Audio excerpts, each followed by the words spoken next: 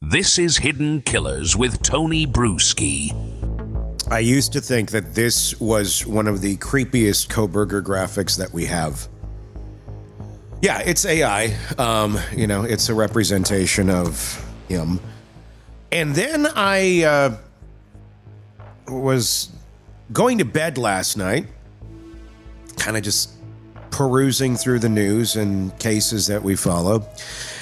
And I came across this photo. And I went, oh shit, that's creepier. That's a lot creepier than the other photo. And this is a real one. It's Brian Kohberger, the morning after the murders, smiling, giving a thumbs up in his bathroom, void of a shower curtain. And looking all cleaned up, got his hair slicked back. I think he's wearing headphones, unless that's really weird hair. I think it's headphones. I don't know. And you'll notice there's some interesting friction marks, on his thumb, as if you were, holding something and, maybe using it repeatedly on people. Oh, I don't know, a knife? You're accused of murdering those 4 college students with? That within hours of the murder, you're taking this picture of yourself, all proud. I don't know if you're sending this off to your other incel buddies or what. Like, yes, I got more girls that rejected me for being horribly creepy and a shitty human being.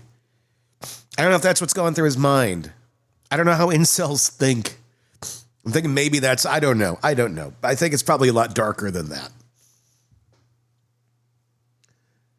With the knife that I bought on Amazon in May. Oh, yeah. He bought the knife. That's even bigger news than the picture. He bought the damn knife. We've heard inklings of this for quite some time. It was revealed on Dateline. At least the accusation was made on Dateline quite a ways back with Coffindaffer, who we will talk to later this week about all this, and I cannot wait for that conversation. He bought it. It's in the evidence. It's documented. He bought the knife. He bought the sheath. My reaction was simply game over. What do you think? Tell me in the comments here on YouTube, or if you're listening to the podcast, go to our YouTube page and make some comments there. If you're listening on a platform that has comments, leave them there. He bought the knife. He bought the knife sheath. And he's given a thumbs up hours after he allegedly killed those kids. Not the kind of thing that you want to have come out in a trial. Some could call that quite damning. I mean, that little thumbs up photo may be the ticket to get a bullet straight in your heart from a firing squad, Brian. Good job, Mr. Criminology. You really saw that one through. Just when you thought all the evidence was stacked against him like an overfilled plate at an all-you-can-eat buffet, prosecutors have now dropped the receipt for the K-bar sheath on Amazon. Yeah. It is there. The judge in Kohberger's case just delivered that major blow to the defense team, ruling that his Amazon purchase history is indeed going to be fair game at trial. They were fighting. They didn't want that. They didn't want any of it. The latest that I've been perusing and reading and hearing is now the argument will be, well, just because he bought it doesn't mean he killed them. Yeah, just because his DNA is on the sheath that's underneath the victim, that doesn't mean anything either.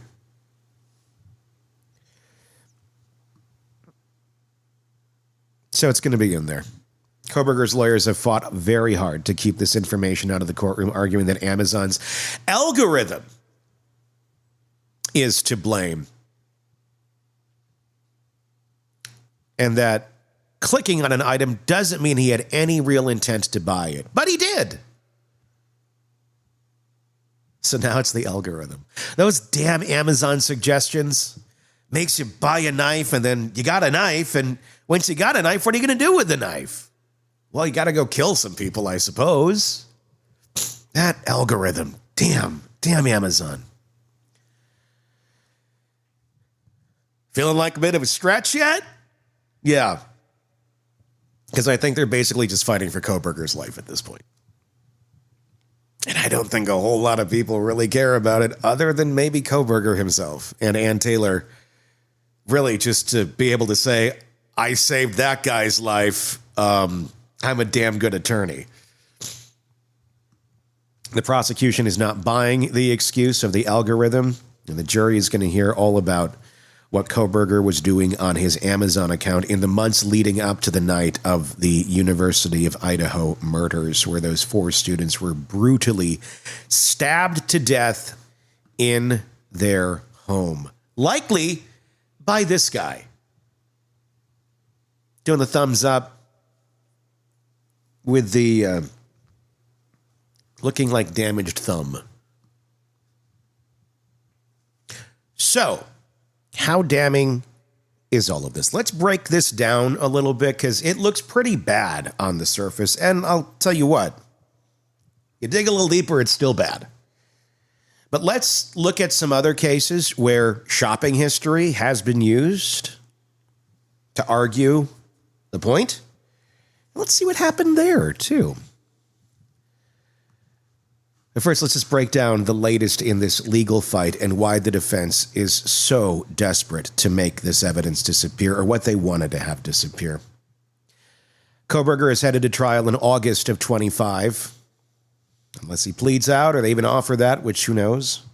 Facing 4 counts of first-degree murder and 1 count of burglary, prosecutors say they have the mountain of evidence, DNA on the knife sheath found at the crime scene, surveillance footage of his car near the house, and now he bought the murder weapon. For months, investigators have been combing through his digital footprint, and his Amazon account became a gold mine. They subpoenaed nearly a full year of records, everything he bought, everything he browsed, everything he clicked on. And sitting right there in the purchase history, a K-Bar USMC combat knife, the same military-style fixed blade prosecutors believe was used in the murders. It wasn't a knife he picked up on a whim. He bought it months before the killings in April of 22, while he was still living in Pennsylvania. Later that year, he packed up and moved across the country to Washington, where he started his PhD in criminology at Washington State University. 7 months later, 4 students were found stabbed to death in their home.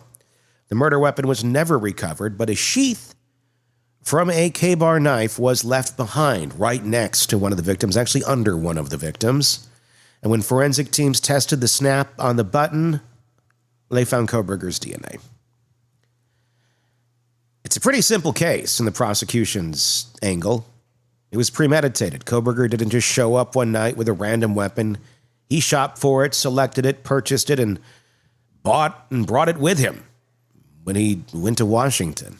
The fact that it happens to match the exact type of knife used in the crime, that's not a coincidence, they argue. That's planning. Because it is. And if that wasn't bad enough for the defense, investigators didn't just stop at his purchase history. They went deeper, analyzing in his browsing history and click activity on Amazon to see what else he was looking at in the days and weeks before the murders. Was he researching similar knives, looking at self-defense or tactical gear, checking out cleaning products that could help cover up a crime?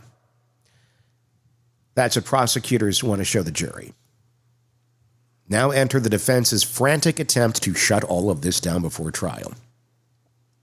It's not hard to see why Kohberger's lawyers wanted this Amazon data buried. Jurors hear that he bought an identical knife to the one used in the crime with his DNA on it.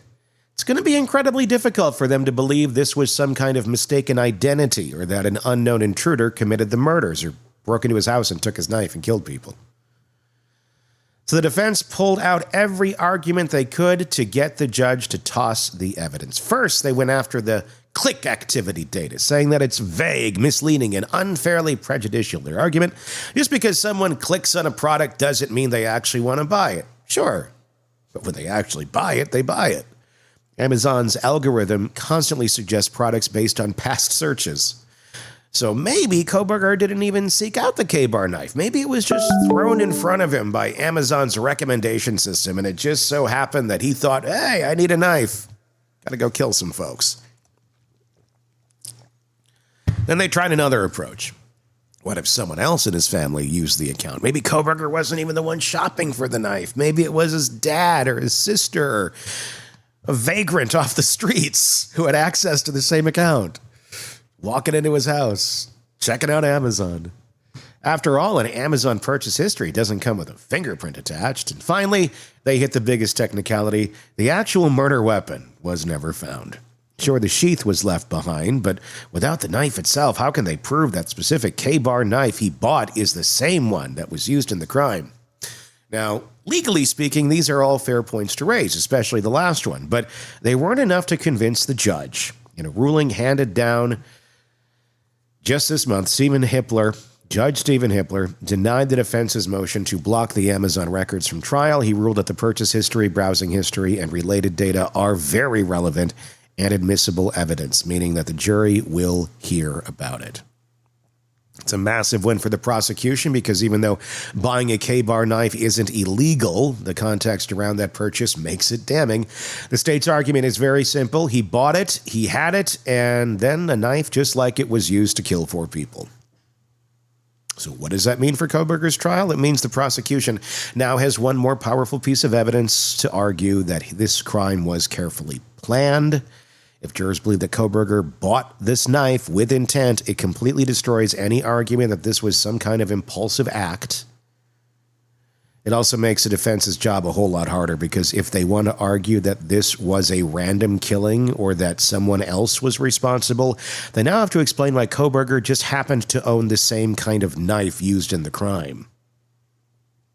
And here's the part that should really make his defense team nervous. History shows that Amazon records like these have sunk other defendants before.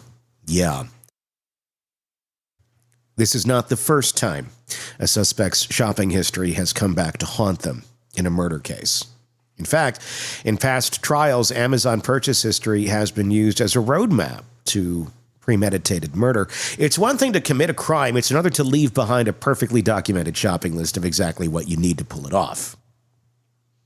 And yet, time and time again, killers have done just that, buying weapons, disguises, and even cleaning supplies online, leaving prosecutors with an airtight digital roadmap straight to their conviction. Amazon, a site most of us use to buy everyday essentials, has inadvertently become one of the law enforcement's most powerful investigative tools. When someone clicks add to cart on something like a murder weapon, the intent never forgets. While Brian Kohberger's legal team is scrambling to downplay his Amazon history, they're up against a track record of cases where purchase records weren't just admitted in court, they were the backbone of the case. Kohberger isn't the first person to have his online shopping habits come back and haunt him. Not even close. Not even close. Let's talk about some of the cases that have set this precedent, because if these past defendants couldn't escape their digital footprints, I don't think Kohberger will either. Few criminals have ever torpedoed their own defense as spectacularly as Todd Kolep, a man whose Amazon history read like a serial killer's wish list, and who actually left reviews on his purchases that practically confessed to his crimes. Kolep was a South Carolina real estate agent, a seemingly successful businessman with a much darker side. Between 2003 and 2016, he murdered 7 people, burying several of his victims on his property. But what truly sealed his fate? His online shopping history and the bizarrely incriminating things he wrote about it. While searching for clues to tie him to the murders, investigators dug into his Amazon account. What they found was chilling and shockingly stupid. On a knife review on Amazon, quote, haven't stabbed anyone yet, but keeping the dream alive. On a shovel, keeping the car for when you have to hide the bodies and you left the full-size shovel at home. On a padlock, solid locks have 5 on a shipping container.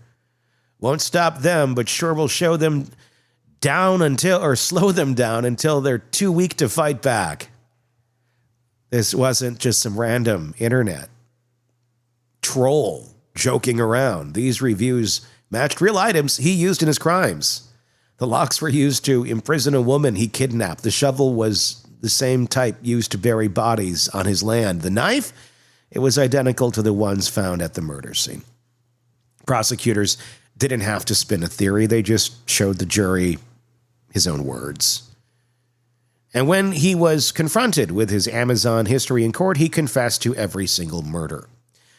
The case made something very clear. Online shopping history isn't just useful in court. It can be devastating because once those records are pulled, they do not lie. Across the Atlantic, Terrence Wall found out the hard way that when you order a murder weapon online, you're leaving breadcrumbs for investigators to follow.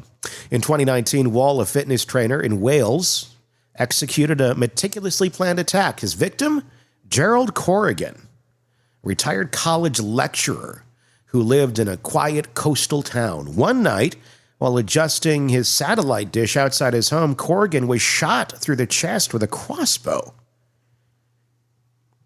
It was a silent and brutal, effective method of killing. No gunshot, no immediate signs of struggle, just an arrow straight through the heart.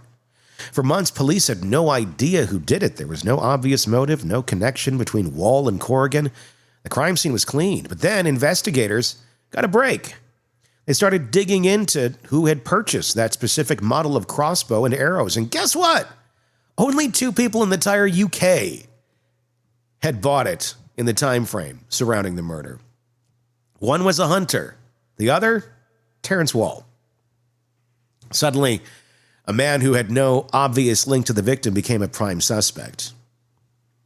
This is the moment Wall's entire defense collapsed. His purchase history didn't just put him in the suspect pool, it put him alone in the pool.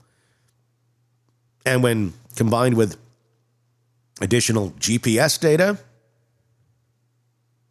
which exists here, and surveillance footage, which exists here, it was enough to convict him. And just like that, his meticulous, well-planned crime unraveled. The next case wasn't about a calculated silent attack. It was about a seemingly random, brutal stabbing in Manhattan. But just like in Kohberger's case, Amazon played a crucial role in proving it was anything but random.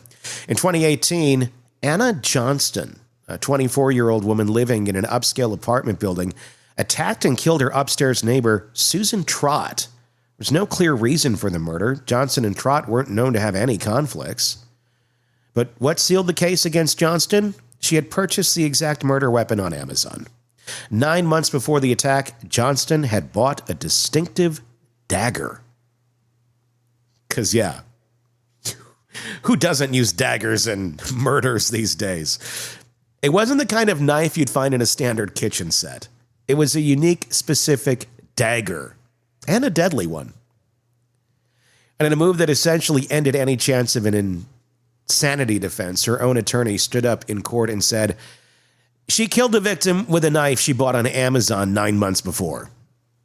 The prosecution pounced. If Johnston had been mentally unstable and this was some impulsive, unplanned act, why was there a perfectly timed weapon purchase nearly a year before? The jury saw it for what it was, premeditation. Once again, Amazon history became the silent witness that prosecutors needed. Some criminals use Amazon to buy a single murder weapon. Others, they build a whole shopping cart full of crime supplies. That's exactly what Tyrese Haspel did before he murdered his boss, Fahim Slay, a millionaire tech entrepreneur in New York City. Haspel, who had been stealing money from Slay, knew he was about to get caught. So instead of facing the consequences, he decided just to kill him. And his Amazon receipts told the entire story of how he planned to do it. More than a month before the murder, Haspel started buying a black face visor. A very specific style of disguise, a taser. He then used all these things during the attack, stunning Slay with a taser and killing him in his apartment. Prosecutors did not need to guess whether this was premeditated. His Amazon history was a literal checklist of his crime. And then there's James Craig, a dentist from Colorado, who didn't use a knife or a gun. He used poison and left behind a glaringly obvious Amazon receipt. Craig's wife started falling mysteriously ill. Doctors could not figure out what was going on. Then in March of 2023, she died. Kind of odd, right? Investigators retraced every step of her final weeks, and that's when they found Craig's online shopping history. Before she got sick, he had ordered arsenic and cyanide on Amazon. Who knew you could get that on Amazon? Wonder if it's a Prime Day deal. The prosecution didn't need to prove anything else. No jury was going to believe that he just happened to buy poison and then his wife just happened to die from it. The timing was everything, and just like in the cases before, his Amazon purchase history was the smoking gun. So what does that mean for Brian Kohberger? It means that if past cases are any indication, his defense is in serious trouble. Because whether it's a knife, a crossbow, a disguise, or poison, Amazon history has been one of the most damning types of evidence used in modern trials. Jurors don't need to rely on witness testimony. They don't need to interpret vague circumstantial evidence. They can see it for themselves. A digital paper trail of intent. They don't have to learn about different types of DNA anymore in this case either. Or is this that type? Is it what?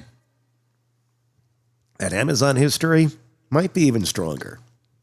And if prosecutors in Kohberger's case can show that his Amazon history follows the same pattern as these past killers, he may end up just another name on a growing list of people who have sealed their own fate with a simple online purchase.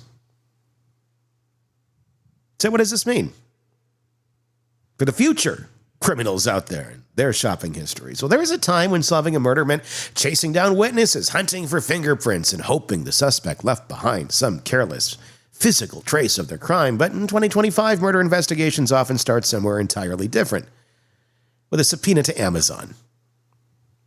Forget following money. Now, law enforcement is following the purchase history.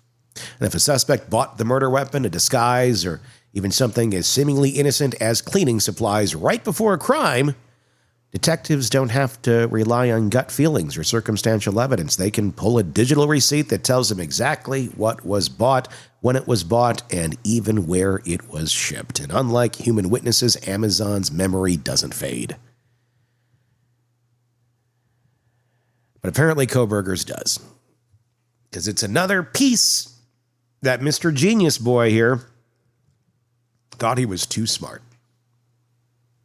Oh, by the way, his history also shows he was looking at other knives after the crimes, too. I don't know what that says. Was it buy another knife and then, see, I still have my knife here. Check it out. There's no DNA. It couldn't be the one. I got my knife sheath here. Or was he thinking about round two? I don't know. He's still innocent until proven guilty. But the being proven of guilt is getting stronger and stronger and stronger every single day.